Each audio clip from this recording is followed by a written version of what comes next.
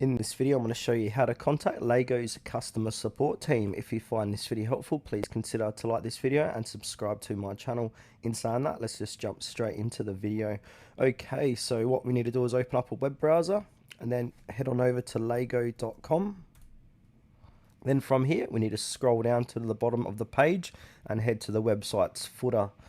And now inside the footer of the website for lego.com, and then under support they've got a contact us button, so go ahead and click on contact us, scroll down again, and then on the bottom right it will say contact us, get in touch with one of our Lego experts.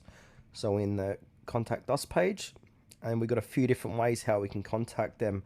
So we can write to them, so pick a topic and get support, or we can chat with a Lego expert, so we can click on chat with us like so, start a new chat.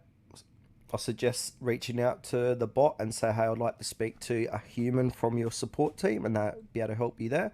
Or if you rather speak to someone on the phone, we've got call us section. So we've got customer service in English, the number's there. Make sure to contact them between these times as well. So between 8 a.m. and 10 p.m., 10 a.m. to 6 p.m., Saturday, Sunday, these dates and times might change in the future. And they've also got customer service in Spanish as well.